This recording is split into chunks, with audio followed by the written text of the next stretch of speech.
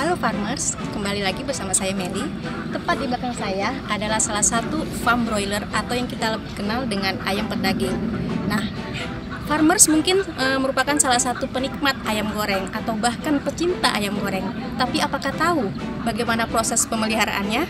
Nah, saat ini sudah bersama saya Bapak Suryo Suryanta yang merupakan salah satu pengelola Hubbard Test Farm. Apa kabar Pak Suryo? Baik Mbak Meli, Ya, terima kasih Pak. hadirnya. Ya. Pak, bagaimana Pak? Apakah bisa diceritakan bagaimana sejarah dari Hubbard Test Farm ini dan proses pemeliharaan ayam yang bisa sampai kita nikmati di meja makan, Pak? Baik, saya sudah tiga tahun mengelola farm ini dengan satu hal adalah menggunakan kandang yang paling dasar. Challenge housing menjadi penting buat kami untuk mengetes potensi genetik yang ada ayam di Indonesia dengan kandang yang paling rendah levelnya. Bagaimana performnya bisa mencapai hasil yang terbaik, baik kualitas produk maupun prosesnya. Ya. Nanti akan kita jelaskan di dalam. Untuk lebih jelasnya kita ke kandang ya Pak Ya, ya. Oke. Ayo, mari Mbak Meli.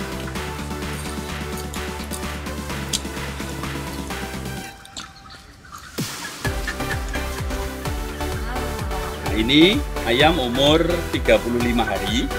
Untuk kandang dengan kondisi seperti ini mestinya apa benar 35 hari ini menjadi penting kita sampaikan bagaimana pola pemeliharaan yang sederhana tapi performanya sesuai dengan standar dari aspek pertumbuhan, kualitas karkas, sehingga ayam-ayam ini benar-benar memberikan premium produk untuk end user, para farmer gitu Mbak Meli.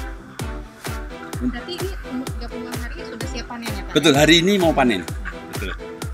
Jadi bisa dilihat bagaimana ayamnya tidak ada ngorok, ayamnya pertumbuhannya rata. Ini proses, nanti akan kami jelaskan bagaimana proses sedikit sekelumit step by step gitu. Mbak Meli, ayo kita kenalin tim saya. Ini Kapten. Kapten ini Hasan. Ini asisten yang ngurusi data semuanya. Jadi tim kami yang ada di lapangan dari mulai di check in, si kandang sampai nanti scoring mereka. Iya. Yuk kita tengok ke ayamnya, saya jelasin. Jadi kami mencoba membuat ayam ini yang premium produk, artinya tanpa ada residu untuk baik antibiotik maupun salmonella, dalam arti sebagai challenge lapangan juga. Bagaimana manajemen yang apa adanya dengan lingkungan yang ada, kita bisa membuat ayam ini premium dengan hasil yang juga premium. Itu untuk proses kita ngikuti pola manajemen yang sederhana tapi tepat guna, sehingga efektif terhadap pertumbuhan ayam. Bisa diceritakan lagi Pak, manajemen yang sederhana itu seperti apa Pak? Kami menggunakan alat-alat yang sederhana, jadi pemanasnya pun hanya menggunakan semawar, kemudian galonnya ya ada otomatis. Kemudian galon seperti ini adalah hal yang sederhana untuk di kandang. Dengan fasilitas kandang terbuka ini menjadi adalah umum. Namun kita menggunakan kandang tanah, ini kan menjadi tantangan tersendiri juga. Kenapa kita melakukan test farm ini? Agar ada challenge lapangan dari kandang, dari lantai, kemudian dari lingkungan yang ada, kemudian kita tidak memberikan residu-residu yang ada, sehingga ini menjadi satu kombinasi tantangan lapangan untuk melihat performan ayam sesuai genetik. Kita ada compare strain untuk melihat bagaimana strain ini bisa menghadapi challenge yang kita tantang tadi. Nah, untuk membuat ini uniform challenge-nya, kita melakukan sket-sket yang pen dengan luasan yang sama, dengan jumlah pakan yang sama, dengan jumlah tempat minum yang sama, sehingga tidak ada perbedaan perlakuan. Itu. Pak, ini kalau kita lihat Pak, ada kayak cerobong itu, bisa dikatakan ini gunanya untuk apa Pak? Baik, pertanyaan yang menjurus bahwa Ini adalah kandang terbuka. Kami sadar bahwa kelembaban yang menjadi tantangan buat ayam karena metabolisme oksidatif. Kemudian juga ayam ini ada amonia, ada bau dari kotorannya. Kita memberikan satu konsep, menggunakan satu konsep positive pressure ventilasi adalah memberikan udara segar kepada ayam yang kontinu. Sehingga kita injekkan dari luar agar ayam ini meskipun di kandang tanah, di kandang rendah, tetapi udaranya non-stop cukup untuk metabolisme. Jadi konsep sederhana ini adalah mengadopsi teknologi closed house yang positive pressure ventilasi. Umumnya di Indonesia menggunakan negative pressure ventilasi. Saya coba menggunakan positive pressure ventilasi yang sederhana dengan pendanaan atau investasi yang lebih terjangkau.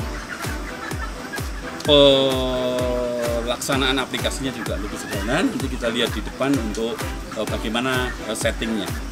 Dan hasilnya juga cukup baik ya Pak ya? Betul, sejauh dengan negatif ya Pak ya? Betul, sejauh kami menggunakan alat ini sebelumnya memang performance berat, tapi setelah menggunakan adopsi teknologi ini performance jauh lebih baik dari aspek depresi, mortality, dan berat badan maupun FCR. Untuk mortality-nya sendiri berapa Pak biasanya?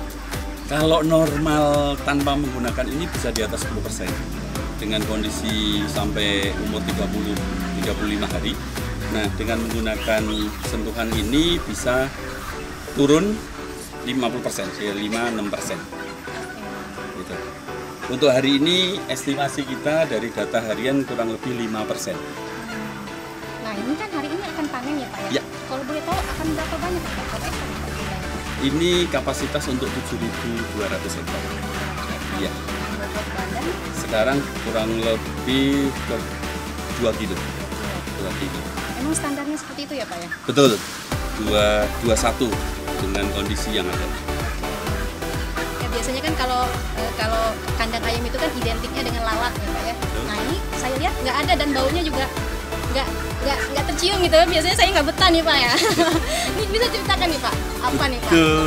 Jadi Mbak Meli, bahwa lalat ini kan terutama adalah dari kotoran, sehingga dia ada proses untuk menjadi lalat. Nah, kami menggunakan satu konsep lain lagi yang tadi saya sampaikan untuk membuat produk yang premium adalah agar digestibility nutrisi itu lebih sempurna sehingga tidak muncul tumbuh lalat. Dan yang kedua memang dengan sekam ini, proses ini juga mengurangi lalat ini juga.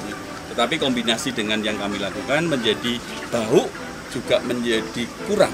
Bahkan bisa dikatakan kita makan, saya biasa makan di dalam kandang di sini nyaman karena memang segar.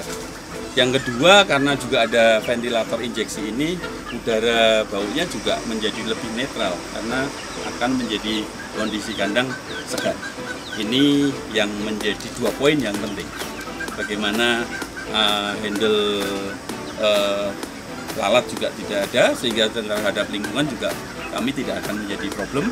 Kemudian bau kotoran juga tidak ada. Ini juga penting buat lingkungan sekitar. Gitu, Mbak.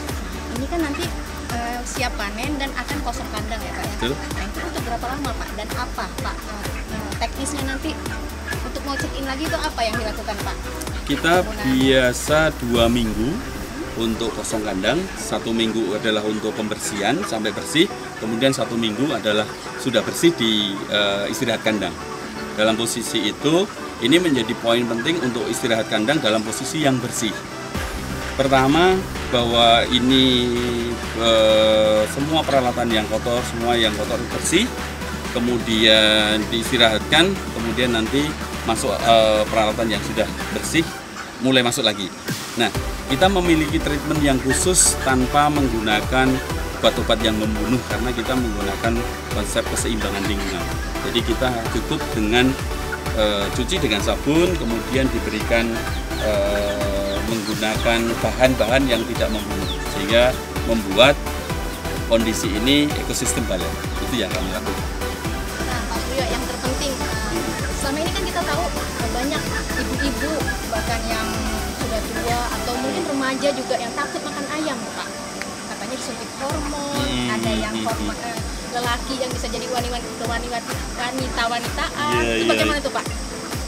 Lucu tapi ini Sebenarnya realitas, seperti apa? lucu tapi realitas, dan ini yang harus kita hadapi bersama, bahwa itu tidak ada, bahwa ayam ini benar-benar produk genetik tinggi dengan hanya seleksi alam. Bagaimana ayam-ayam ini diseleksi dengan ketat untuk mendapatkan performan yang baik sehingga pertumbuhannya baik tanpa ada apapun.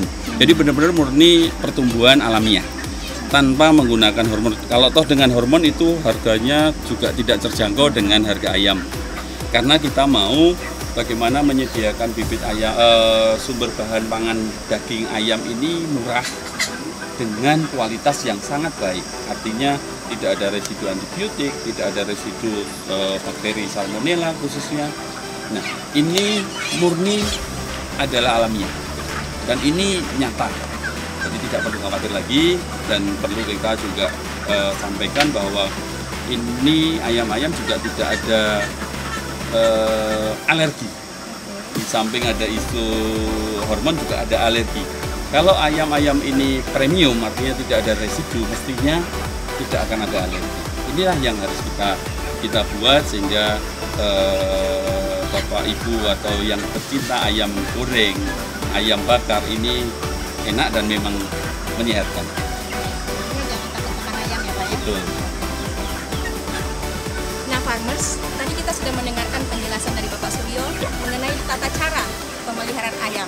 Kita sudah mendengarkan bagaimana ayam ini dipelihara tanpa hormon, antibiotik selama 35 hari. Dan ini merupakan terobosan dan informasi bagi pecinta ayam. Jadi, jangan takut makan ayam. Meli, AgriStream TV melaporkan.